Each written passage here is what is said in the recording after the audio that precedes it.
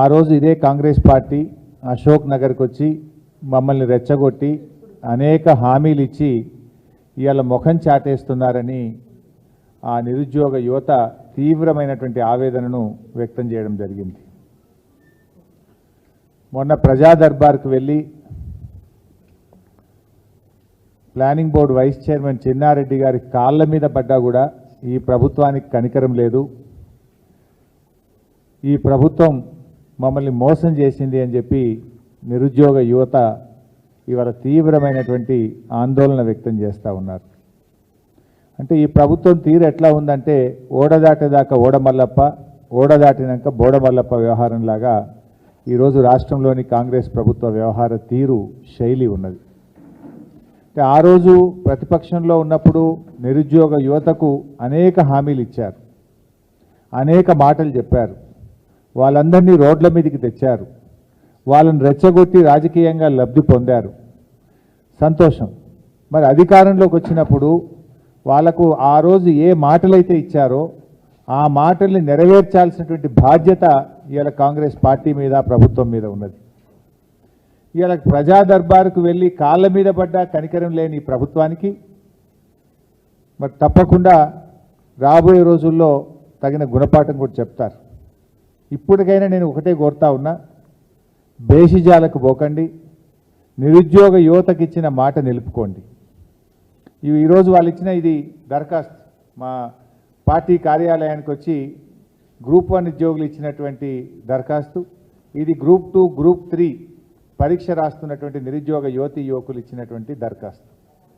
ఇవాళ వాళ్ళు 2-3 విషయాలు స్పష్టంగా చెప్తా ఉన్నారు. ఒకటి, గ్రూప్ 1 ప్రిలిమ్స్లో పాస్ అయినటువంటి విద్యార్థులకు 1:50 కాకుండా 1:100 చొప్పున మెయిన్స్ ఎగ్జామ్కు అవకాశం ఇవ్వాలని, తద్వారా ఎంతోమంది ఎస్సీ, ఎస్టీ, బీసీ విద్యార్థులకు మేలు జరుగుతుంది. 1:100 చొప్పున మరి మెయిన్స్ పరీక్షలకు అనుమతి ఇవ్వాలని చెప్పి ఈరోజు బీఆర్ఎస్ పార్టీ ఈ రాష్ట్రంలోని గ్రూప్ 1 పరీక్ష రాసిన విద్యార్థుల పక్షాన డిమాండ్ చేస్తూ ఉంది. ఆ రోజు ఇదే కాంగ్రెస్ పార్టీ మరి ప్రెస్ మీట్లు పెట్టి అశోక్ నగర్కి వెళ్ళి నిరుద్యోగ యువతి యువకులతో సమావేశాలు పెట్టి మేము అధికారంలోకి వస్తే 1:100 చొప్పున మెయిన్స్ పరీక్ష రాయడానికి అవకాశం ఇస్తామని చెప్పారు. అంతేకాదు మీకు ఒక వీడియో కూడా చూపిస్తాను. అసెంబ్లీలో ఈనాడు ఉప ముఖ్యమంత్రిగా ఉన్న బట్టి విక్రమార్క గారు కూడా 1:100 చొప్పున మెయిన్స్ పరీక్షకు అనుమతి ఇవ్వాలని చెప్పి ఆయన అసెంబ్లీలో డిమాండ్ చేశారు. మరి ఆ రోజు అశోక్ నగర్కి వెళ్ళి మాట్లాడతారు, అసెంబ్లీలో మాట్లాడతారు. ఈరోజు అధికారంలోకి వస్తే ఎందుకు 1:100 అనుమతి ఇవ్వడం లేదు అని చెప్పి నేను అడుగుతా ఉన్నా. అంటే ప్రతిపక్షంలో ఒక మాట, అధికారంలోకి వస్తే ఇంకో మాట ఉంటుందా? ఎందుకు మీరు మాట తప్పుతా ఉన్నారు? ఆ యువత వచ్చి మీ కాళ్ళ వేళ్ళ పడ్డా కూడా కనికరం లేదా మీకు? కనీసం స్పందించరా అని నేను అడుగుతా ఉన్నా. ఆ రోజు బట్టి గారు మాట్లాడినటువంటి వీడియో కూడా ఈరోజు మీ ముందు అసెంబ్లీలో ఆయన మాట్లాడిన వీడియో కూడా చూపిస్తాం. సరే, చాలా సంవత్సరాల తర్వాత ఈ రాష్ట్రం వచ్చిన తర్వాత మొదటిసారి వాళ్ళకి నోటిఫికేషన్ ఇచ్చారు అధ్యక్ష. 1:50 వాళ్ళ ఎలిజిబిలిటీ ఇచ్చారట. 1:50 కాకుండా 1:100 ఇస్తే కొంత ఎక్కువ మంది చాలా సంవత్సరాల నుంచి ప్రిపేర్ అవుతున్నారు కాబట్టి అవకాశాలు బాగుంటాయి కాబట్టి దయచేసి 1:100 ఇవ్వాల్సిందిగా నేను మీ ద్వారా రాష్ట్ర ప్రభుత్వాన్ని ఆలోచన చేసి అవకాశం ఇవ్వాల్సిందిగా కోరుతా ఉన్నాను. ఆ రోజేమో 1:100 ఇవ్వాలని యువతను రెచ్చగొట్టారు. మేము అధికారంలోకి రాగానే 1:100 అవకాశం ఇస్తామని చెప్పారు. ఈరోజు ఎందుకు ఇవ్వడం లేదు? ఎందుకు మాట తప్పుతున్నారు? నిరుద్యోగ యువతి యువకులకు సమాధానం చెప్పాలని చెప్పి మేము డిమాండ్ చేస్తున్నాం. రెండవది, ఈరోజు వాళ్ళు ఇంకొక బ్యాచ్ కూడా గ్రూప్ 2, గ్రూప్ 3 ఉద్యోగాలకు సంబంధించి కూడా బీఆర్ఎస్ పార్టీకి దరఖాస్తు ఇచ్చారు. ముఖ్యంగా దీంట్లో ఆ రోజు అశోక్ నగర్కి వెళ్ళి గ్రూప్ 2 ఉద్యోగాలు అప్పటి బీఆర్ఎస్ ప్రభుత్వం తక్కువగా నోటిఫై చేసింది. గ్రూప్ 3 ఉద్యోగాలు చాలా తక్కువగా నోటిఫై చేశారు. రాష్ట్రంలో చాలా ఖాళీలు ఉన్నాయి. మేము అధికారంలోకి వస్తే గ్రూప్ 2లో మరో 2000 ఉద్యోగాలు అదనంగా కలిపి పరీక్ష పెడతామన్నారు. గ్రూప్ 3లో మరో 3000 ఉద్యోగాలు అదనంగా కలిపి పరీక్షలు పెడతామని చెప్పి ఆ రోజు హామీ ఇచ్చారు. కానీ ఈరోజు పిల్లలు వెళ్ళి అడిగితే ఏమంటున్నారంటే ఇప్పుడేం అవకాశం లేదు, అన్ని పోస్టులు ఖాళీ లేవు అని ముఖం చాటేస్తున్నారు సార్. ఇవాళ ప్రధాన ప్రతిపక్షంగా మీరైనా ఈ ప్రభుత్వం మెడలు వంచండి, శాసనసభలో ప్రశ్నించండి అని చెప్పి ఆ నిరుద్యోగ యువత ఈరోజు మాకొచ్చి రిప్రజెంట్ చేయడం జరుగుతూ ఉంది. నేను అందువల్ల కాంగ్రెస్ ప్రభుత్వాన్ని డిమాండ్ చేస్తా ఉన్నా, ఆ రోజు మీరు ఇచ్చిన హామీకి అనుగుణంగా గ్రూప్ 2కు మరో 2000 ఉద్యోగాలు జోడించాలని, గ్రూప్ 3కి మరో 3000 ఉద్యోగాలు జోడించి ఈ పరీక్ష నిర్వహించి నిరుద్యోగ యువతి యువకులకు ఇచ్చిన మాట నిలబెట్టుకోవాలని చెప్పి నేను కాంగ్రెస్ పార్టీని ప్రభుత్వాన్ని డిమాండ్ చేస్తా ఉన్నా. ఇక మూడో అంశం, ఎగ్జామ్కు మధ్య కనీసం 2 నెలలు గ్యాప్ ఉండాలని గతంలో కాంగ్రెస్ పార్టీ డిమాండ్ చేసింది. ఈరోజు ఏమవుతుందంటే 17th జూలై నుంచి 31st జూలై వరకు డిఎస్సి ఎగ్జామ్ నిర్వహిస్తూ ఉన్నారు. ఆగస్టు 7, 8వ తేదీల్లో గ్రూప్ 2 పరీక్ష నిర్వహించారు. అంటే ఎగ్జామ్ మధ్య కేవలం 7 రోజుల సమయం మాత్రమే ఉన్నది. గతంలో కాంగ్రెస్ పార్టీ పిల్లలు ఎట్లా చదువుకుంటారు, కనీసం 2 నెలలు గ్యాప్ ఉండాలని చెప్పి మాట్లాడినటువంటి కాంగ్రెస్ పార్టీ ఈరోజు పిల్లలు పోయి మాట్లాడితే అవకాశం లేదు అని చెప్పి ముఖం చాటేస్తున్నారు, మాట దప్పుతున్నారు అని చెప్పి పిల్లలు అంటా ఉన్నారు. సంగీత అనే ఒక అమ్మాయి పరీక్షలు రాయడంలో తేదీలు దగ్గరగా ఉండి ఒత్తిడిలో ఆత్మహత్య చేసుకున్నదని కూడా ఆ పిల్లలు మా దృష్టికి తెచ్చారు. ఆ ఒత్తిడికి లోనైపోయి దగ్గర పరీక్షలు పెట్టడం ద్వారా ఇదే అశోక్ నగర్లో కోచింగ్ సెంటర్లో శిక్షణ తీసుకుంటున్న సంగీత అనే అమ్మాయి ఈ మధ్యకాలంలో ఈ ప్రభుత్వం వచ్చిన తర్వాత ఆత్మహత్య చేసుకోవడం జరిగింది. అంటే నిరుద్యోగ యువత ఆత్మహత్య చేసుకున్నా మీకు కనికరం లేదా? మీరు కళ్ళు తెరవరా? మీరు ఆనాడిచ్చిన భాషణలు ఏమైపోయినాయి, ఆనాడిచ్చిన ఉపన్యాసాలు ఏమైపోయినాయి? ఇప్పటికైనా ఆ యువతకి ఇచ్చిన మాటకు అనుగుణంగా పరీక్షకు మధ్య 2 నెలల కాల వ్యవధిని పెట్టాలని చెప్పి ప్రభుత్వాన్ని మేము డిమాండ్ చేస్తూ ఉన్నాం. 4వ అంశం, మేము జాబ్ క్యాలెండర్ ఇస్తామని చెప్పారు. అన్ని పత్రికల్లో ఫుల్ పేజ్ యాడ్లు ఇచ్చారు. 1 సంవత్సరంలో 2 లక్షల ఉద్యోగాలు నింపుతామని, ఏడాదిలోగా 2 లక్షల ఉద్యోగాలు నింపే బాధ్యత మాదని, 6 గ్యారంటీల్లో భాగమని ప్రమాణాలు చేశారు. ఇద్దరు సంతకం పెట్టారు, ఆనాటి పిసిసి అధ్యక్షుడు అదేవిధంగా ఆనాటి శాసనసభాపక్ష నాయకుడు ఇద్దరు సంతకాలు పెట్టి ప్రజల్ని నమ్మించారు. బాండ్ పేపర్లు రాసిచ్చారు, అన్ని పత్రికల్లో ఫుల్ పేజ్ యాడ్లు ఇచ్చారు. ఇది చూడండి అడ్వర్టైజ్మెంట్, ఒక్కొక్క పత్రికలో ఫుల్ పేజ్ యాడ్లు ఇచ్చారు. మేము 6 గ్యారంటీలు అమలు చేస్తాం, ఏడాదిలోగా 2 లక్షల ఉద్యోగాలు ఇస్తాం, ఇది మా జాబ్ క్యాలెండర్ ఇచ్చారు. ఏమైంది? ఎన్నికల ముందు జాబ్ క్యాలెండర్ ఇచ్చిన మీరు ఇవాళ అధికారంలోకి వచ్చిన తర్వాత 6 నెలలైనా జాబ్ క్యాలెండర్ ఎందుకు విడుదల చేయలేదు అని నేను నిరుద్యోగ యువకుల పక్షాన్ని అడుగుతా ఉన్నా. ఆనాటి మీ ఉపన్యాసాలు ఏమైనాయి? ఎందుకు జాబ్ క్యాలెండర్ ఇవ్వడం లేదు? మీరు ఏడాదిలోగా 2 లక్షల ఉద్యోగాలు ఇస్తామన్నారు, ఇప్పటికీ 6 నెలలు అయింది. ఏవి మరి 6 నెలల్లో ఒక్క నోటిఫికేషన్ ఇచ్చారా? ఏవి మీ 2 లక్షల ఉద్యోగాలకు మీ ప్రణాళిక ఏది? మీ జాబ్ క్యాలెండర్ ఏది? అంటే ఆనాడు ప్రతిపక్షంలో మాటలు కోటలు దాటినాయి, నేడు అధికారంలోకి వచ్చినాక మీ చేతలు గడప దాటని పరిస్థితి. ఇది నిరుద్యోగ యువకులను మోసం చేయడం కాదా? ఎందుకు 6 నెలలైనా మీరు జాబ్ క్యాలెండర్ ఇవ్వలేదో ఇవాళ యువకులకు సమాధానం చెప్పాలని చెప్పి నేను డిమాండ్ చేస్తా ఉన్నా. 5వది, ఆ రోజు ఏమన్నారు? రాష్ట్రంలో 25,000 ఉపాధ్యాయ పోస్టులు ఖాళీగా ఉన్నాయి. మేము అధికారంలోకి వస్తే మొదటి క్యాబినెట్లోనే మెగా డిఎస్సికి 25,000 ఉద్యోగాలతో నింపుతామని మాట ఇచ్చారు. ఏమైంది మీ మెగా డిఎస్సి? ఇవాళ ఎందుకు 11,000 ఉద్యోగాలకే పరిమితం చేశారు? ఆనాడు 25,000 ఖాళీలు ఉన్నాయని చెప్పిన మీరు ఇవాళ మెగా డిఎస్సిని 11,000కే ఎందుకు పరిమితం చేశారు?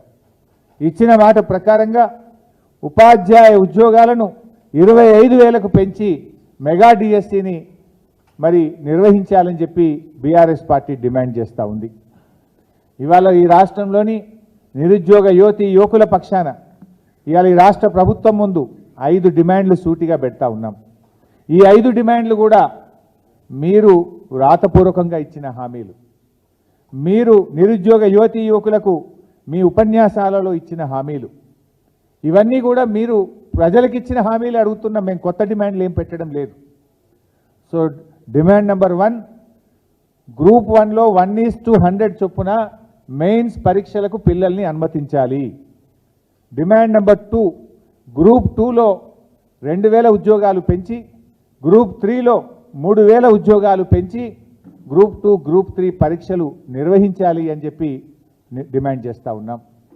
Demand number 3, exam to exam మధ్య 2 నెలల గ్యాప్ ఉండాలని చెప్పి ఆ రోజు మీరు ఇచ్చిన మాటను అమలు చేయాలని, ఇప్పటికే ఇచ్చిన తేదీలు వాటిని మార్చి ఎగ్జామ్ టు ఎగ్జామ్ 2 నెలలు వ్యవధి ఉండే విధంగా ఇచ్చిన మాట నిలుపుకోవాలని చెప్పి డిమాండ్ చేస్తూ ఉన్నాం.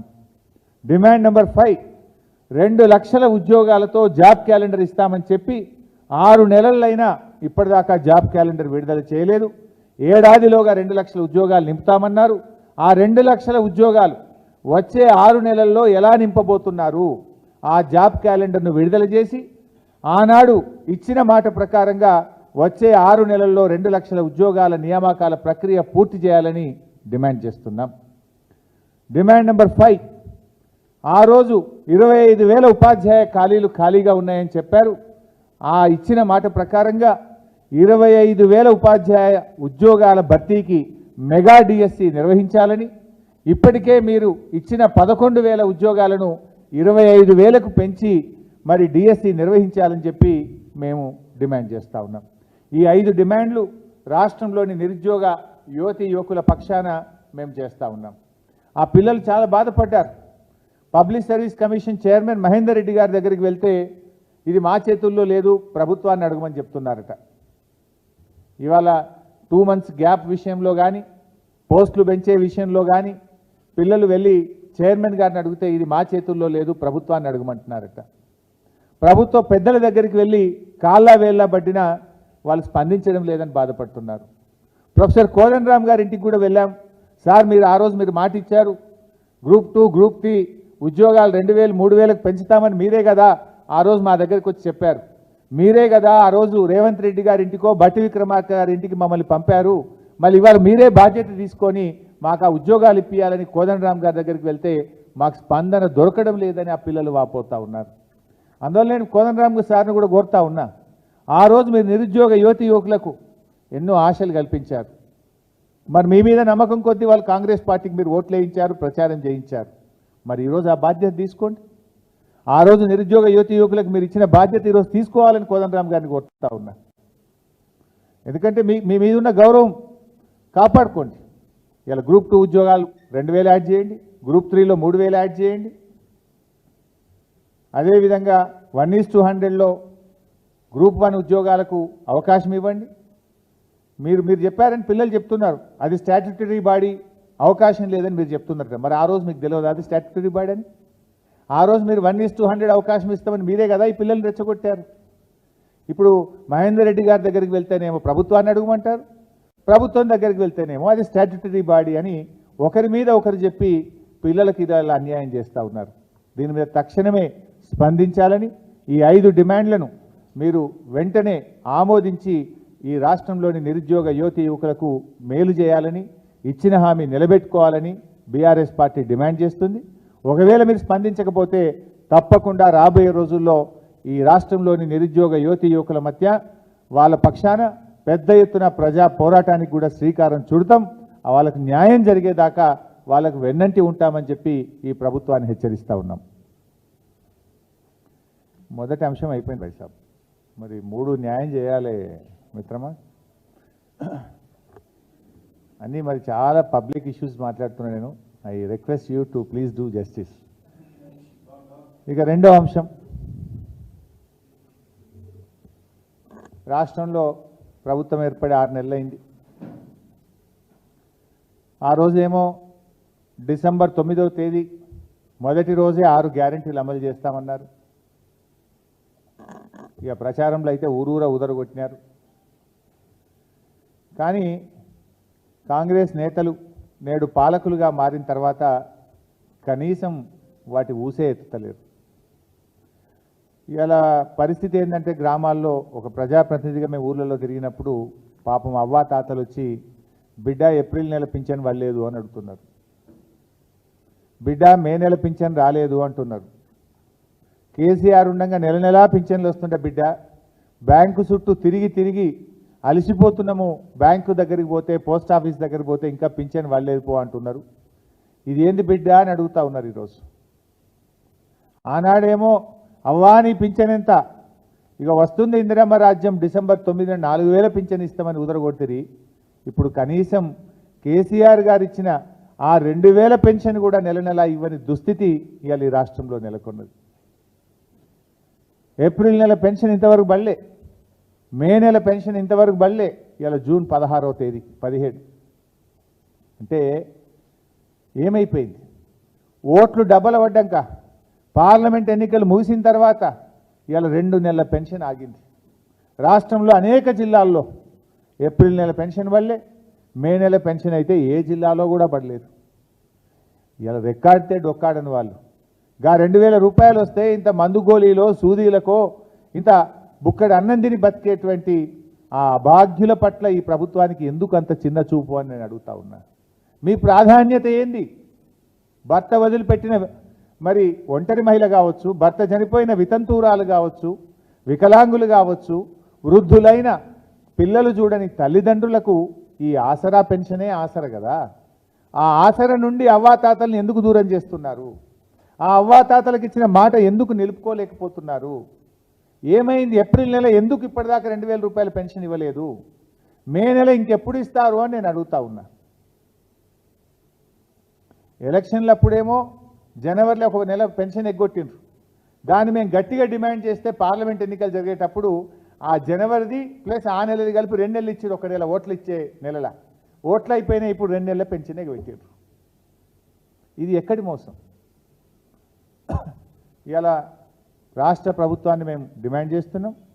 తక్షణమే ఆ అవ్వాతాతలకు 2 నెలల పెన్షన్ ఏప్రిల్ మే విడుదల చేయాలని చెప్పి మేము ప్రభుత్వాన్ని డిమాండ్ చేస్తూ ఉన్నాం. ఆ రోజు ఏమన్నారు? ఎన్నికల ముందు కేసీఆర్ ఒకరికే పింఛన్ ఇస్తుండు, మేము వస్తే ఇంటికి 2 పెన్షన్లు ఇస్తాం, అవ్వకి ఇస్తాం, తాతకి ఇస్తాం. కేసీఆర్ తాతకే ఇస్తుండు, మేము అవ్వకు కూడా ఇస్తాం. ఇంటికి 2 పెన్షన్లు ఇస్తాం, మనిషికి 4000 ఇస్తాం. మరి ఏమైంది? అవ్వ పెన్షన్ ఎటువాయా, తాత పెన్షన్ ఎటువాయా, 4000 ఎటువాయా? ఏవి మీ 2 పెన్షన్లు? 6 గ్యారంటీల దరఖాస్తుల్లో మీరు అప్పుడు దరఖాస్తులు తీసుకున్నారు కొత్త పెన్షన్లకు. ఏమైనాయి దరఖాస్తులు? ఏ మూలన పడేసిండ్రు? వాటిని ఏదో ఆన్లైన్ చేస్తున్నామన్నారు, ఇది చేస్తున్నామన్నారు, ఇక వచ్చే చూసే ఇత్తిమి అంటిది. ఏమైంది? 6 నెలలైనా 2 పెన్షన్లు ఎక్కడ పోయినాయి? 6 నెలలైనా 4000 రూపాయల పెన్షన్ ఏమైంది అని అడుగుతా ఉన్నాం మేము. కాంగ్రెస్ ప్రభుత్వం పేదల ప్రభుత్వం అని చెప్తున్నారు, ప్రజాపాలన అని చెప్తున్నారు. మరి ఆచరణలో ఏమైంది నీ ప్రజాపాలన? ఏమై నీ పేదల ప్రభుత్వంలో ఈ పేదలైన అవ్వాతాతలు లేరా? నీ పేదల ప్రభుత్వంలో ఒంటరి మహిళలకు, వితంతువులకు చోటు లేదా? వీళ్ళు పేదలు కాదా? ఈ పేదల పట్ల ఎందుకు ఇంత నిర్లక్ష్యం అని నేను అడుగుతా ఉన్నా. ఈరోజు మీరు ఇచ్చిన హామీ ప్రకారం తక్షణమే 4000 రూపాయల పెన్షన్ ఇవ్వాలని చెప్పి నేను కాంగ్రెస్ ప్రభుత్వాన్ని డిమాండ్ చేస్తూ ఉన్నా. ఇవాళ ఎందుకంటే పక్కనున్న రాష్ట్రం ఆంధ్రప్రదేశ్లో కొత్తగా పదవీ బాధ్యతలు చేపట్టినటువంటి ముఖ్యమంత్రి గారు అక్కడ ఇచ్చిన మాట ప్రకారంగా పెన్షన్ 4000 రూపాయలకు పెంచారు. 4000 రూపాయలకు మొదటి సంతకం చేశారు. మొదటి సంతకం చేస్తేనన్నారు, మాట ప్రకారంగా చేశారు. మరి మీ మొదటి సంతకం ఏమైంది? డిసెంబర్ 9 నాడే సంతకం పెడతాం, 4000 పెన్షన్ ఇస్తామన్నారు కదా. కనీసం ఆంధ్రప్రదేశ్ను చూసైనా నేర్చుకోండి, కళ్ళు తెరవండి అని చెప్పి నేను డిమాండ్ చేస్తూ ఉన్నా. ఆంధ్రప్రదేశ్లో సాధ్యం అవుతుంది ఎట్లా, తెలంగాణలో కాదెట్లా అని చెప్పి నేను అడుగుతా ఉన్నా. ఇవాళ మీరు అక్కడ ఆంధ్రప్రదేశ్లో మనం చూసాం, పత్రికలు చదివాం మేము. 3 నెలలు retrospective effect, April May June నెలలకు సంబంధించిన 1000 రూపాయలు కలిపి, జూన్ నెలలో ఇచ్చే 4000 కలిపి 7000 రూపాయల పెన్షన్ అవ్వాతాతలకు ఒకేసారి ఇస్తున్నాం. అంటే పాత 3 నెలలు కూడా ఇస్తాం అని పాత 3 నెలలు కలిపి ఇవాళ 7000 రూపాయల పెన్షన్ను అక్కడ అవ్వాతాతలకు అందిస్తూ ఉన్నారు. మరి మీరు ఎప్పటి నుంచి ఇస్తారు? మీరు 6 నెలలైనా ఎందుకు ఇవ్వట్లేదు? ఇవాళ అందువల్ల ఇవాళ ఆంధ్రప్రదేశ్లో ఇచ్చిన విధంగా మీ ప్రభుత్వం డిసెంబర్లో వచ్చింది. డిసెంబర్ నుంచి ఇప్పటికి 6 నెలలు గడిచిపోయింది. అంటే 6 నెలల 12,000 రూపాయలు ప్రతి అవ్వాతాతకు, రాష్ట్రంలో వృద్ధులైన పేదలకు, ఆసరా పెన్షన్దారులకు ఒక్కొక్కరికి 12,000 రూపాయలు ఈ కాంగ్రెస్ ప్రభుత్వం బాకీ పడ్డది. ఆ 12,000 ప్లస్ ఈ జూన్లో ఇచ్చే 4,000 కలిపి 16,000 రూపాయల పెన్షన్ డబ్బులు ఈ ఆసరా పెన్షన్దారులకు ఇవ్వాలని చెప్పి బీఆర్ఎస్ పార్టీ పక్షాన్ని డిమాండ్ చేస్తున్నాం. పక్కన ఆంధ్రప్రదేశ్ ఇచ్చినప్పుడు మీరు ఎందుకు ఇయ్యరు? ధనిక రాష్ట్రం అన్నారు కదా, మరి ఎందుకు మీరు 16,000 ఇవ్వరు? ఆంధ్రప్రదేశ్ ఇలా పాత బకాయిలతో కలిపి ఇవ్వగలిగినప్పుడు మీరెందుకు వెనకడుగు వేస్తున్నారు? ఎందుకు ఈ పేదల పట్ల మీరు నిర్లక్ష్యము మరి ఈ పక్షపాతాన్ని చూపిస్తున్నారని చెప్పి నేను అడుగుతా ఉన్నా. పక్క రాష్ట్రంలో హామీ సాధ్యమైనప్పుడు తెలంగాణ రాష్ట్రంలో ఎందుకు సాధ్యం కాదు? మీరు మరి వాళ్ళని చూసైనా కళ్ళు తెరవండి, వాళ్ళని చూసైనా నేర్చుకోండి. మీరు తక్షణమే ఆ 6 నెలల పెన్షన్ బకాయిలు మరియు ఈ నెల నుంచి 4,000 రూపాయలు కలిపి అవ్వాతాతలకు ఇవ్వాలని చెప్పి మేము డిమాండ్ చేస్తూ ఉన్నాం. ఏప్రిల్ మేలో కూడా మీరు ఇంకా ఇవ్వలేదు. ఆ 2 నెలలు కూడా తక్షణమే మరి 4,000తో కలిపి తక్షణమే ఏప్రిల్ మే నెల పెన్షన్లు పెంచిన పెన్షన్లు కలిపి ఇవ్వాలని చెప్పి కూడా మేము ఈ రాష్ట్ర ప్రభుత్వాన్ని డిమాండ్ చేస్తూ ఉన్నాం. అదేవిధంగా దివ్యాంగులు, ఇవాళ దివ్యాంగుల విషయంలో భారతదేశంలోనే అతి ఎక్కువ పెన్షన్ ఇచ్చింది కేసీఆర్ గారి ప్రభుత్వం. ఈ దేశంలో 28 రాష్ట్రాల్లో ఎక్కడ లేని విధంగా దివ్యాంగులకు 4,016 రూపాయల పెన్షన్ ఇచ్చింది కేసీఆర్ గారి ప్రభుత్వం. కానీ ఇదే కాంగ్రెస్ పార్టీ వాళ్ళ మేనిఫెస్టోలో మేము అధికారంలోకి వస్తే మొదటి నెల నుంచే 6,016 ఇస్తామని చెప్పారు. మరి ఇవ్వండి దయచేసి. రాష్ట్రంలో దాదాపు 5-6 లక్షల వికలాంగులు ఉన్నారు. వారందరికీ కూడా మీరు ఇచ్చిన మాట ప్రకారంగా 6,000 రూపాయల ఆసరా పెన్షన్ దివ్యాంగులకు కూడా అందించాలి. పక్కన ఆంధ్రప్రదేశ్ కూడా దివ్యాంగులకు 6,000 రూపాయలు చేసింది. మీరు కూడా మాట ఇచ్చారు. దాన్ని దివ్యాంగుల పెన్షన్ కూడా 6,000 రూపాయలకు కూడా పెంచి దివ్యాంగులందరినీ కూడా ఆదుకోవాలని చెప్పి రాష్ట్ర ప్రభుత్వాన్ని మేము డిమాండ్ చేస్తూ ఉన్నాం. ఇలా కేసీఆర్ గారు ప్రభుత్వం ఉన్నప్పుడు, ఆనాడు కొత్తగా మా ప్రభుత్వం అధికారంలోకి వచ్చినప్పుడు రాష్ట్రంలో 29 లక్షల పెన్షన్లు ఉండేవి. ఇవాళ మేము అనేక కొత్త వాళ్ళకు కూడా పెన్షన్లు ఇచ్చాం. నేత కార్మికులు, గీత కార్మికులు, ఎయిడ్స్ పేషెంట్లు, డయాలసిస్ పేషెంట్లు, అట్లా చేనేత కార్మికులు. అదేవిధంగా పెన్షన్ ఏజ్ కూడా 65 సంవత్సరాల నుంచి 57 సంవత్సరాలకు తగ్గించి పెన్షన్ల సంఖ్య 29 లక్షల నుంచి 44 లక్షలకు పెంచాం. అంటే ఇచ్చిన మాట ప్రకారంగా కొత్త పెన్షన్లు కూడా చాలా పెద్ద ఎత్తున ఇచ్చాం. 2014లో పెన్షన్ల సంఖ్య 29 లక్షలు ఉంటే మేము దిగిపోయే నాటికి పెన్షన్ల సంఖ్య 44 లక్షలు. అంటే చాలా పెద్ద ఎత్తున కొత్త పెన్షన్లు ఇచ్చాం.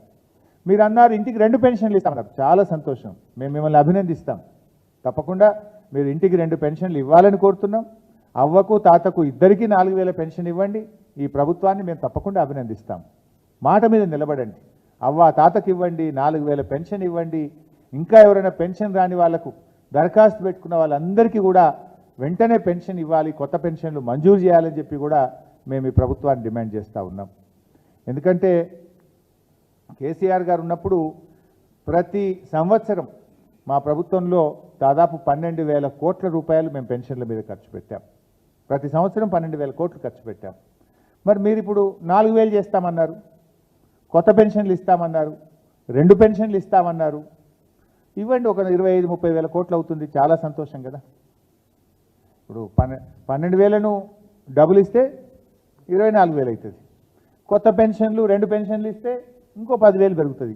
చాలా సంతోషం. ప్రజలు మేలు జరుగుతుంది, పేదలకు మేలు జరుగుతుంది. మాట మీద నిలబడండి. సో వెంటనే మరి సూటిగా నేను ప్రభుత్వాన్ని డిమాండ్ చేసేది, తక్షణమే మీరు పెన్షన్ను ఇచ్చిన మాట ప్రకారంగా ఆంధ్రప్రదేశ్ను చూసి బుద్ధి తెచ్చుకోండి, ఆంధ్రప్రదేశ్ను చూసి నేర్చుకోండి. 4,000 రూపాయల పెన్షన్ ఇవ్వండి, పాత బకాయిలు కలిపి ఇవ్వండి. ఏప్రిల్ మే పెండింగ్లో ఉన్నాయి. పార్లమెంట్ ఎన్నికలు ఓట్లు డబ్బాల పడ్డాక ఇప్పటిదాకా పింఛన్ వల్లే, డబ్బాల ఓట్లు పడగానే పింఛన్ బంద్ పెట్టిండ్రు. ఆ ఇచ్చే 2,000 కూడా వస్తలేదు. తక్షణమే ఆ 2 నెలల పెన్షన్ ఇవ్వండి, పెంచిన పెన్షన్ ఇవ్వండి, బకాయిలతో ఇవ్వండి. అదేవిధంగా అన్ని పబ్లిక్ ఇష్యూస్ బై సబ్జెక్ట్ న్యాయం చేయండి. నిన్న ఆశా వర్కర్లు వచ్చి వైద్య విధాన పరిషత్ ఆఫీసు ముట్టడిచ్చినట్టుగా టీవీల్లో పేపర్లో చూశాను. రాష్ట్ర ప్రభుత్వం ఏమో ప్రతి నెల 1వ తారీఖు వేతనం ఇస్తున్నామని రోజు ఉదరగొడుతున్నారు మంత్రులు. వాళ్ళ వార్తలు చూస్తే, నేను పత్రికలో చూస్తే మాకు 1వ తారీఖు పెన్షన్ వస్తలేదు, 18వ తారీఖు అయినా 20వ తారీఖు అయినా పెన్షన్ వస్తలేదు, మాకు 1వ తారీఖు పెన్షన్ ఇవ్వండి అని ఆశా వర్కర్లు ధర్నా చేస్తున్నారు. అంటే ఇప్పుడు మీరు చెప్తున్నది నిజమా, ఆశా వర్కర్లు చెప్తున్నది నిజమా? జీతాలు ఏమన్నది, పెన్షన్, సారీ పెన్షన్లు మాట్లాడి పెన్షన్ వచ్చినట్టుంది. ఆశా వర్కర్ల జీతాలు 1వ తారీఖు వస్తలేవని చెప్పింది నిజమా? లేదు మీరు 1వ తారీఖే ఇస్తున్నామని మీరు చెప్తున్నది నిజమా? నిజంగా మీరు 1వ తారీఖే ఇచ్చుంటే అంత దూరం నుంచి ఆశా వర్కర్లు వచ్చి ఎందుకు వైద్య విధాన పరిషత్ కార్యాలయం ముందు ధర్నా చేసినారు? సో తక్షణమే ఆశా వర్కర్లకు, హెల్త్ డిపార్ట్మెంట్లో ఎన్హెచ్ఎంలో పనిచేస్తున్న ఏఎన్ఎంలకు, ఎన్హెచ్ఎం సిబ్బందికి 2 నెలల జీతాలు పెండింగ్లో ఉన్నాయి. ఇప్పుడు ఎన్హెచ్ఎం సిబ్బందికి నేషనల్ హెల్త్ మిషన్ కింద దాదాపు 17,000 మంది ఉద్యోగులు పనిచేస్తారు. రాష్ట్రంలో 6-7 మంది ఏఎన్ఎంలు, సెకండ్ ఏఎన్ఎంలు పనిచేస్తారు. వాళ్ళకి ఇప్పుడు 2 నెలలైనా జీతం రాలే.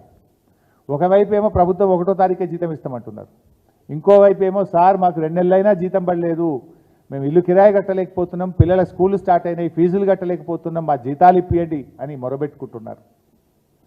ఆశా వర్కర్లు 1వ తారీఖు జీతం ఇవ్వండి అని మొరబెట్టుకుంటున్నారు.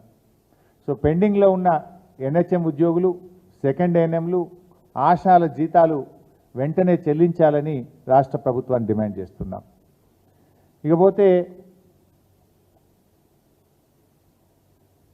ఇకపోతే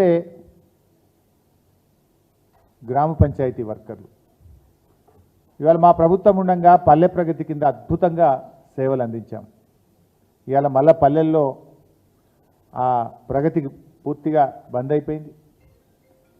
నిన్నెక్కడో చూశాను, సిపిఎం పార్టీ కామారెడ్డి జిల్లాలో 5 నెలలైంది గ్రామ పంచాయతీ వర్కర్లకు జీతాలు లేవు అని ధర్నా చేస్తున్నారు. అది చదివి నేను మా జిల్లాలో మా కాన్స్టిట్యున్సీలో ఫోన్ చేసి అడిగాను, సార్ ₹1 గ్రామ పంచాయతీకి వస్తలేదు, 5 నెలల నుంచి జీతాలు లేవు, ట్రాక్టర్ ఇన్స్టాల్మెంట్లు కట్టలేకపోతున్నాం, ట్రాక్టర్లో డీజిల్ పోయడానికి కూడా గ్రామ పంచాయతీలో డబ్బులు లేవు, పంచాయత్ సెక్రటరీలు కానీ స్పెషల్ ఆఫీసర్లు జేబుల్లో నుంచి సొంత డబ్బులు పెట్టి ఇవాళ మేము డీజిల్ పోయించే పరిస్థితి ఉన్నది, గ్రామ పంచాయతీలు నిర్వీర్యమైపోయినాయి, ప్రభుత్వం నుంచి నయా పైసా రావడం లేదని వాళ్ళు వాపోతున్నటువంటి పరిస్థితి. మరి ఏం చేస్తుంది ప్రభుత్వం? 5 నెలల నుంచి సఫాయి కార్మికులకు మీరు జీతాలు ఇవ్వకపోతే ఏ పేదల కోసం మీరు పనిచేస్తున్నారు? మీరు చెప్పుకునే పేదల ప్రభుత్వం అని మీరు చెప్పుకునే గొప్పలు ఇదేనా అని నేను అడుగుతా ఉన్నా. గ్రామ పంచాయతీ సఫాయి కార్మికుల కంటే నిరుపేదలు ఇంకెవరుంటారు? ఆ పేదలకు వేతనాలు ఇవ్వడానికి ఎందుకు మీకు మీ దాంట్లో ప్రాధాన్యత లేదు? మీ ప్రభుత్వం దృష్టికి పనిచేయడం లేదా, రావడం లేదా? సో తక్షణమే గ్రామ పంచాయతీలకు నిధులు విడుదల చేయండి. సర్పంచుల పదవీ కాలం ముగిసింది, పాపం బిల్లులు రాక వాళ్ళు కరెంటు మోటార్లు కాలిపోతే మరమ్మతు చేసినాయి కానీ, వాళ్ళ జేబుల నుంచి సఫాయి కార్మికులకు ఇచ్చిన జీతాలు కానీ రాక ఇవాళ సర్పంచులు కూడా బాధపడతా ఉన్నారు. 5 నెలల నుంచి 4 నెలల నుంచి అనేక గ్రామాల్లో సఫాయి కార్మికులకు జీతాలు లేవు. ప్రభుత్వం స్పందించి గ్రామ పంచాయతీలకు నిధులు విడుదల చేసి ఆ సఫాయి కార్మికులందరికీ, పారిశుధ్య కార్మికులందరికీ వేతనాలు చెల్లించాలని చెప్పి రాష్ట్ర ప్రభుత్వాన్ని డిమాండ్ చేస్తూ ఉన్నాం. అదేవిధంగా ఈ ప్రభుత్వానికి మానవత్వం లోపించిందేమో అనిపిస్తూ ఉంది. సిఎంఆర్ఎఫ్ చెక్కులు లేవు. 6 నెలలైంది గవర్నమెంట్ వచ్చి. గతంలో కేసీఆర్ గారి హయాంలో చెక్కు ప్రింట్ అయింది, 65,000 చెక్కులు ప్రింట్ అయినాయి. దాని మీద కేసీఆర్ గారి బొమ్మ ఉన్నదని అవి పంచకుండా ఆపెట్టారు. అరే మీ బొమ్మ పెట్టుకొని పంచరాదు మేము వద్దంటున్నామా? గత ప్రభుత్వమే మంజూరు చేసింది. చెక్కులు ప్రింట్ అయినాయి 65,000. అవి పాపం నిరుపేదలకు అందించకుండా 6 నెలల నుంచి అనగబెట్టిండ్రు, ఆపెట్టిండ్రు. అట్లా ఒక 22,000 అప్లికేషన్లు శాంక్షన్ అయి ఉన్నాయి. ఇంకో 25,000 అప్లికేషన్లు స్క్రూటినీ కాకుండా ఉన్నాయి. ఇక మీ ప్రభుత్వం వచ్చినాక ఈ 6 నెలల నుంచి వచ్చిన దరఖాస్తులు ఆనే ఉన్నాయి. దాదాపు ఈ రాష్ట్రంలో 150,000 మంది ప్రజలు సిఎంఆర్ఎఫ్ చెక్కుల కోసం ఎదురు చూస్తూ ఉన్నారు. ఎంతో పేదలు అప్పు తెచ్చుకొని వాళ్ళు వైద్యాన్ని తీసుకున్నారు. ప్రభుత్వం మీద ఇచ్చే సహాయం వాళ్ళకి ఎంతో కొంత ఆ కుటుంబాలకు ఉపశమనం కలిగిస్తుంది. ఇలా ఫోటో మార్చడం పేరు మీద, మీ ఫోటో పెట్టుకునే దాని పేరు మీద ఇంత నిర్లక్ష్యం అవసరమా? తక్షణమే సిఎంఆర్ఎఫ్ అప్లికేషన్లన్నీ కూడా రివ్యూ చేసి ప్రాసెస్ చేసి ఎదురు చూస్తున్నటువంటి ఆ నిరుపేదలకు ఈ సీఎంఆర్ఎఫ్ చెక్కులు వెంటనే అందించాలని చెప్పి రాష్ట్ర ప్రభుత్వాన్ని మేము డిమాండ్ చేస్తూ ఉన్నాం. మరో ప్రధానమైన సమస్య అంగన్వాడీ టీచర్లు. ఒకవైపేమో 1వ తారీఖే జీతం ఇస్తున్న ప్రభుత్వం అని మీరేమో గప్పాలు కొట్టుకుంటున్నారు. అంగన్వాడీ టీచర్లు ఏమో రోడెక్కుతున్నారు.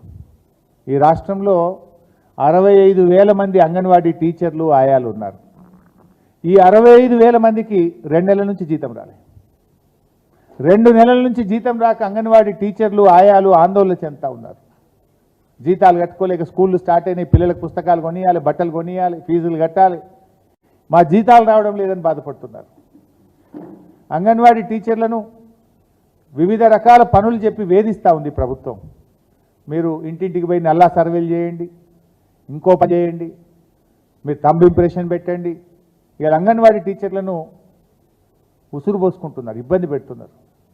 కేసీఆర్ గారేమో ఏ రోజు అంగన్వాడీ టీచర్లు 10 ఏళ్లలో రోడ్డెక్కి ధర్నా చేసిన పరిస్థితి కానీ, ఏ రోజు జీతం కోసం వాళ్ళు ఎదురు చూసిన పరిస్థితి లేకుండా ఈ దేశంలోనే అత్యధిక వేతనాలు చెల్లిస్తున్న రాష్ట్రాల్లో ఒక రాష్ట్రంగా తెలంగాణ రాష్ట్రాన్ని మా అంగన్వాడీ టీచర్లను కేసీఆర్ గారు నిలిపారు. కానీ మీరేమో ఇచ్చే జీతం ఇస్తలేరు. ఓ జీతం పెంచుతామని చెప్పి మేనిఫెస్టోలో గొప్పగా చెప్పిండ్రు. అంగన్వాడీ టీచర్ల జీతం మేము పెంచుతాం, వాళ్ళకి స్కేల్ ఇస్తామని చెప్పిండ్రు. పెంచుడు మాట దేవుడెరుగు, ఇచ్చే జీతం కూడా ఇస్తలేరు. 2 నెలలే ఆ జీతం ఇయ్యక తక్షణమే వాళ్ళ వేతనాలు చెల్లించండి. మేనిఫెస్టోలో చెప్పిన విధంగా అంగన్వాడీ టీచర్లకు ఆయాలకు వేతనాలు పెంచాలని చెప్పి రాష్ట్ర ప్రభుత్వాన్ని నేను డిమాండ్ చేస్తూ ఉన్నాం. ఇకపోతే 3rd ఇష్యూ బైసాబ్ చెప్పమంటారా లేదా ఇంకో రోజు పెట్టమంటారా? డైల్యూట్ అయిపోతుంది, నీట్ మాట్లాడేది ఉంది నాకు. ఆల్ కరెంట్ టాపిక్సే బైసాబ్ నేను మాట్లాడింది. వాళ్ళేమో జీతాలు లేక పిల్లల చదువులకు ఫీజులు కట్టలేకపోతామంటున్నారు. వీళ్ళేమో నిరుద్యోగ యువత ఆందోళన చెందుతున్నారు. ఇప్పటికే ఒక అమ్మాయి ఆత్మహత్య చేసుకున్నది. Everything is important, but kindly cover it. ఇకపోతే నీట్. ఇవాళ నీట్పై ఈ దేశంలో నీడలు కమ్ముకున్నాయి. విద్య అనేటువంటిది చాలా ముఖ్యమైనటువంటిది. ఇవాళ దేశంలో ఉన్న బీజేపీ ప్రభుత్వం యొక్క నిర్లక్ష్యం కారణంగా విద్య ఎట్లయితే సంపద బీజేపీ హయాంలో కొందరి చేతుల్లోకి పోయిందో, విద్య కూడా కొందరి చేతుల్లోకి వెళ్తున్న పరిస్థితి కనబడతా ఉంది. అత్యున్నత విలువైనటువంటి మెడికల్ విద్య ఇవాళ అంగట్లో సరికైపోయింది. నీట్ పరీక్ష నిర్వహణ లోపం వల్ల, వాళ్ళ వైఫల్యం వల్ల ఇవాళ 24 లక్షల మంది పిల్లలు, వారి తల్లిదండ్రులు తీవ్రమైనటువంటి ఆందోళనలో ఉన్నారు. దేశవ్యాప్తంగా 24 లక్షల మంది పిల్లలు ఈ నీట్ ఎగ్జామ్ రాశారు. ఇలా వాళ్ళందరూ కూడా టెన్షన్లో ఉన్నారు. వాస్తవానికి పిల్లలు 2 సంవత్సరాలు అహోరాత్రులు నిద్రాహారాలు మాని డాక్టర్ కావాలని ఎంతో కష్టపడి చదువుతారు. తల్లిదండ్రులు కూడా ఎంతో శ్రమిస్తారు ఆ పిల్లల కోసం. ఇవాళ అటువంటి పిల్లల భవిష్యత్తు మీద ఇవాళ నీడలు కమ్ముకున్న పరిస్థితి కనబడతా ఉంది. పేపర్ లీకేజీకి తోడు గ్రేస్ మార్కులు కలిపిన ఉదంతంపై ఇవాళ విద్యార్థులు, వారి తల్లిదండ్రులు ఆందోళన చెందుతున్నారు. ఇక్కడ 2 ఇష్యూలు ఉన్నాయి. ఒకటి గ్రేస్ మార్కుల ఇష్యూ అయితే, ఒకటి పేపర్ లీకేజ్ ఇష్యూ. దేశవ్యాప్తంగా విద్యార్థులు రోడ్ల మీదకి వచ్చి ఆందోళన చేస్తూ ఉంటే ఇటు ప్రధానమంత్రి గారు కానీ అటు కేంద్ర మంత్రులు కానీ కనీసం నోరు కూడా విప్పడం లేదు, దీని మీద స్పందించడం లేదు. మన్ కీ బాత్లో తన బాత్ చెప్పేటువంటి ప్రధానమంత్రి గారు నీటి పైన ఏం చెప్తారో చెప్పాలి, స్పందించాలని చెప్పి కూడా మేము డిమాండ్ చేస్తూ ఉన్నాం. ఇక్కడ అనుమానం ఎందుకు కలుగుతుంది? గతంలో ఎప్పుడూ రాని విధంగా 67 మంది విద్యార్థులకు ఫస్ట్ ర్యాంక్ వచ్చింది. చరిత్రలో ఎప్పుడు రాలేదు. 67 మందికి ఫస్ట్ ర్యాంక్ వస్తుంది ఎక్కడన్నా? గత చరిత్రలో ఎప్పుడు లేని విధంగా 67 మందికి ఫస్ట్ ర్యాంక్ వచ్చింది. ఎగ్జామ్ రాసినటువంటి 6 మంది విద్యార్థులకు 720 మార్కులు వచ్చినాయి ఫుల్. ఒక సెంటర్లో, అది కూడా ఒకే సెంటర్లో ఎగ్జామ్ రాసిన 6 విద్యార్థులకు 720 మార్కులు వచ్చినాయి అంటే పేపర్ లీక్ అయిందనే వాదన ఇలా బలపడతా ఉంది. ఇక్కడ ఒకటే సెంటర్లో ఎట్లా వస్తాయి? 6 విద్యార్థులకు అసలు చరిత్రలో ఏ పరీక్షలోనైనా ఏ కాంపిటేటివ్ ఎగ్జామ్లోనైనా ఒక సెంటర్లో ఫుల్ మార్క్స్ వచ్చినటువంటి సంఘటన కానీ ఉదంతం కానీ ఎక్కడన్నా ఉన్నదా అని నేను అడుగుతా ఉన్నా. ఇంత స్పష్టంగా ఇంత గ్లేరింగ్గా కనబడతా ఉంటే ఇవాళ కేంద్ర ప్రభుత్వం నిమ్మకు నీరెత్తినట్టుగా వ్యవహరిస్తూ ఉన్నది. నీట్లో అసలు గ్రేస్ మార్కులు కలిపే విధానమే లేదు. There is no such procedure, there is no such practice. కానీ 1563 మందికి ఎలా కలిపారు అనేటువంటిదే ఇవాళ ప్రశ్న. ఎవరికి కలిపింది? ఏ 1563 మందికి మీరు మార్కులు కలిపినరో ఆ లిస్టు ఎందుకు బహిరంగపరచడం లేదు, ఆ పేర్లను ఎందుకు గోప్యంగా పెడుతున్నారని చెప్పి ఇవాళ విద్యార్థులు ప్రశ్నిస్తూ ఉన్నారు. ఆ 1563 మంది విద్యార్థులకు మీరు ఏ విద్యార్థులకు కలిపినరు, ఏ ప్రాతిపదికన కలిపినరో ఆ విద్యార్థుల వివరాలు బహిరంగపరచాలని చెప్పి కూడా డిమాండ్ చేస్తూ ఉన్నాం. అది జరిగితే ఇంకా చాలా విషయాలు బయటకు వచ్చేటువంటి అవకాశం ఉంటుంది. సో గతంలో ఎప్పుడూ లేని విధంగా ఈ 67 మందికి ఫస్ట్ ర్యాంక్ రావడం కానీ, అదేవిధంగా ఒకే సెంటర్లో విద్యార్థులకు 720 మార్కులు సాధించడం కానీ, ఇవన్నీ చూస్తే పేపర్ లీకేజీ ఏ స్థాయిలో ఉంది అనేటువంటిది స్పష్టంగా మనకు అర్థమవుతూ ఉంది. జనరల్గా 1 మార్కు తేడాతోనే విద్యార్థుల ర్యాంకులు మారిపోతాయి, ఎంతోమంది అవకాశాలు కోల్పోతారు. అట్లాంటిది అలా ఒక సెంటర్లో ఇంతమందికి ఇంత పెద్ద మొత్తంలో మార్కులు రావడం అనేది ఎలా సాధ్యమైందనేదే ఇలా అందరి ముందు ఉన్నటువంటి ప్రశ్న. ఇలా ఫలితాలు కూడా 10 రోజులు ముందుకు జరిపి సరిగ్గా దేశంలో పార్లమెంట్ ఎన్నికల ఫలితాలు వచ్చే రోజే ఈ నీట్ ఫలితాలు ఎందుకు ఇచ్చారు అనేది కూడా ఒక ప్రశ్న. యాక్చువల్గా మీరు ఫలితాలు ఇంకో 10 రోజుల తర్వాత రావాల్సి ఉండే, 10 రోజులు ముందుకెందుకు జరిపినరు? దేశంలో పార్లమెంట్ ఎన్నికల ఫలితాలు వచ్చే రోజే ఈ ఫలితాలు రావడం వెనుక ఉన్నటువంటి ఆంతర్యమైంది, దాని వెనుక ఉన్న కుట్ర ఏందనేది కూడా ఇలా బయటకు రావాల్సినటువంటి అవసరం ఉంది. అసలు ఈ వ్యవహారం బయటకు రాగానే కేంద్ర ప్రభుత్వం పూర్తి స్థాయిలో విచారణకు ఆదేశించాలి. కానీ కేంద్ర ప్రభుత్వం దాన్ని ఇప్పటిదాకా పట్టించుకోలేదు. జనరల్గా ఏదైనా ప్రతిపక్షాల మీద ఓ చిన్న ఆరోపణ వస్తే లేని దానికి ఉన్నదానికి కమిషన్లు వేస్తారు, ఈడీల ఎంక్వైరీలు పెట్టారు, సిబిఐ ఎంక్వైరీలు పెట్టారు కదా. ఇంత పెద్ద 24 లక్షల మంది విద్యార్థుల భవిష్యత్తు ఆగమయ్యేటువంటి దీని మీద ఎందుకు మీరు ఇప్పటిదాకా సిబిఐ విచారణ జరపరు, ఈడీ విచారణ జరపరు? చీటికి మాటికి ప్రతిపక్షాల మీద విచారణ జరిపే మీరు ఇవాళ పేపర్ లీక్ అయింది అని ఇంత స్పష్టంగా పెద్ద ఎత్తున ఆరోపణలు వస్తుంటే, విద్యార్థులు ధర్నాలు చేస్తూ ఉంటే ఎందుకు దీని మీద విచారణ జరపడం లేదు అని చెప్పి మేము అడుగుతా ఉన్నాం. పైగా ధర్మేంద్ర ప్రధాన్ మంత్రి గారు అంటారు అంతా సవ్యంగానే జరిగింది అని ఆయన ఇంకా ఏదో కప్పిపుచ్చే ప్రయత్నం చేస్తూ ఉన్నారు. లక్షలాది మంది విద్యార్థులు కేంద్ర ప్రభుత్వానికి ఫిర్యాదు చేసినా కూడా కేంద్ర ప్రభుత్వం దీని మీద ఇప్పటిదాకా స్పందిస్తలేదు. సుప్రీంకోర్టు జోక్యం చేసుకునేంత వరకు కేంద్ర ప్రభుత్వం ఈ అంశాన్ని పట్టించుకోకపోవడం అనేటువంటిది చాలా ఆశ్చర్యాన్ని కలిగిస్తూ ఉంది. సో సుప్రీంకోర్టు పట్టించుకున్న తర్వాత కూడా ఈ పరీక్ష నిర్వహించినటువంటి నేషనల్ అదేమంటాం కదా టెస్టింగ్ ఏజెన్సీ ఎన్టీఏ ఇంకా విచిత్రమైన సమాధానాలు చెప్తుంది. సుప్రీంకోర్టు అడిగితే ఎన్టీఏ ఏమంటది, మేము మొత్తం 1563 మందికి గ్రేస్ మార్కులు కలిపినట్టు చెప్తుండ్రు. అసలు నీట్ లాంటి చోట గ్రేస్ మార్కుల విధానమే లేదు, అది సుప్రీంకోర్టే స్పష్టంగా చెప్పింది. అయినా ఇట్లా ఎందుకు చేసినట్టు? ఇక్కడ సమాధానాలకు +4 -1 విధానం ఉండే ఈ ఎగ్జామ్లో సాధ్యం కాని విధంగా కొంతమంది విద్యార్థులకు 718, 719, 720 మార్కులు ఎట్లా వస్తూ ఉన్నాయి అంటే ఇదంతా ఒక అనుమానాస్పదంగా ఉన్నది. ఇప్పుడు ఇంకోవైపు ఏమంటారు, కేంద్ర ప్రభుత్వం కూడా ఎంత కన్ఫ్యూజన్గా మాట్లాడుతుందంటే, గ్రేస్ మార్కులు పొందిన విద్యార్థులకు గ్రేస్ మార్కులు తీసేస్తాం, వాళ్ళకి ఎగ్జామ్ పెడతామని ఒకసారి అంటున్నారు, ఇంకోసారి అసలు గ్రేస్ మార్కులు లేకుండానే ర్యాంకులు ఇస్తామని ఇంకొకసారి అంటున్నారు. మొత్తంగా ఒక కన్ఫ్యూజన్. ఇది ఒక వ్యక్తికి సంబంధించింది కాదు, 24 లక్షల విద్యార్థుల భవిష్యత్తుకు సంబంధించిన అంశం. ఇంత ప్రధానమైన అంశం మీద కేంద్ర ప్రభుత్వం పూర్తిగా బాధ్యతారహితంగా ఈరోజు వ్యవహరిస్తూ ఉంది. లక్షలాది మంది విద్యార్థుల భవిష్యత్తును ప్రమాదంలోకి నెట్టి ఇప్పుడు వాస్తవాలు బయటకు రాకుండా ఇంకా నానా తంటలు పడుతూ ఉన్నారు.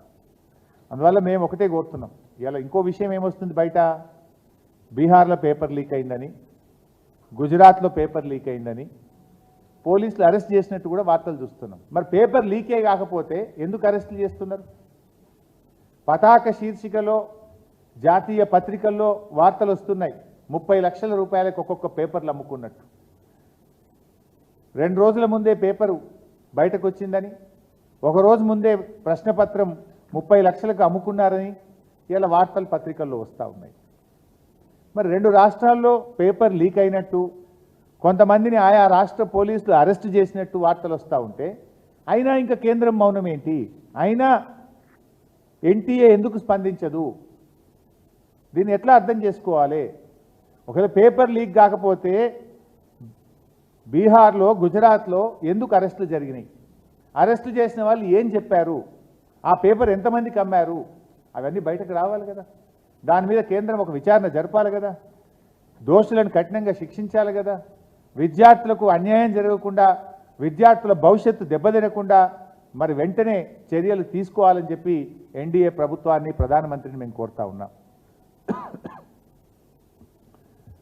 ఇలా తెలుగు రాష్ట్రాల నుంచి కూడా చాలామంది విద్యార్థులు నీట్ ఎగ్జామ్ రాశారు.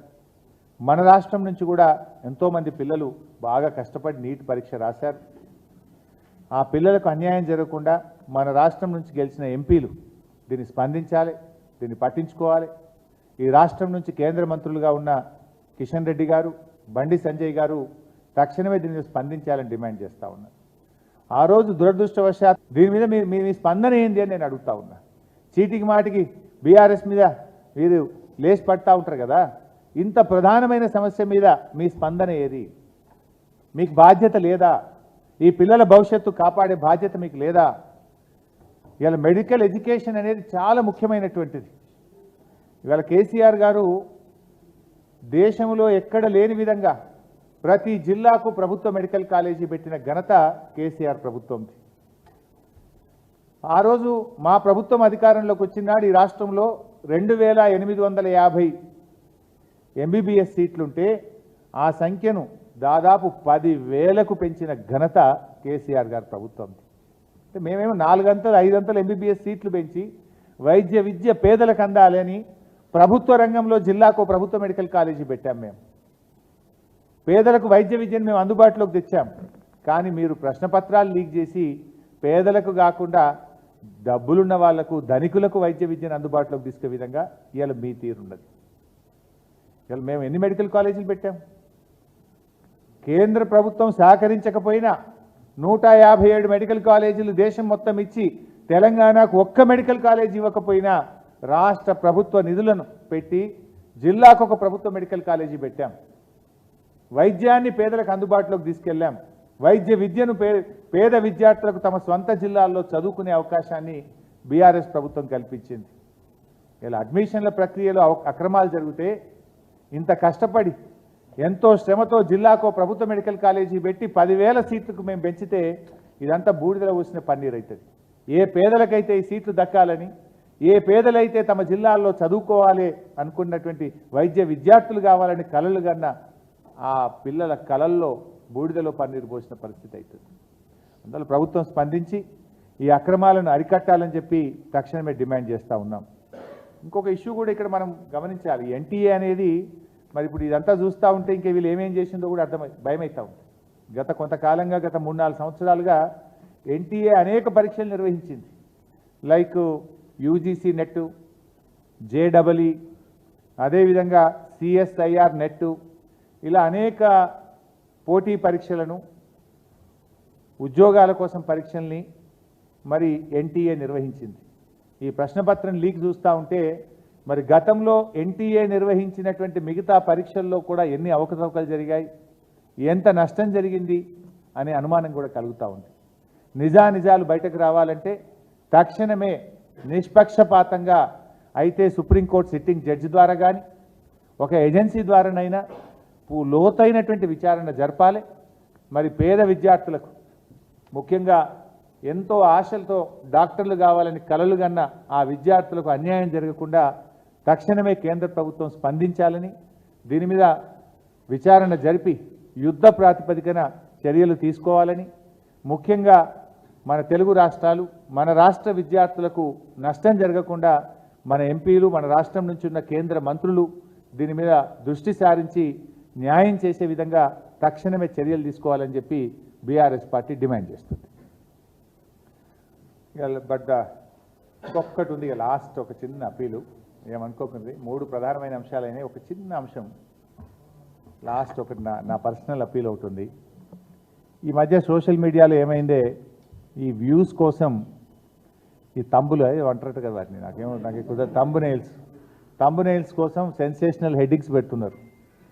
హరీష్ రావు బీజేపీలోకి పోయిండని, హరీష్ రావు కాంగ్రెస్లోకి పోయిండని, ఇంకేందో అయిండని, వర్కింగ్ ప్రెసిడెంట్ అయిండని, ఇవన్నీ అనవసరంగా మీ మీ వ్యూస్ కోసమో బ్రేకింగ్ల కోసమో ఇట్లా ఒక నాయకుడి నిబద్ధత మీద ఒక నాయకుడిని క్రెడిబిలిటీని మీరు వాడుకోవడం అనేటువంటిది మంచిది కాదు.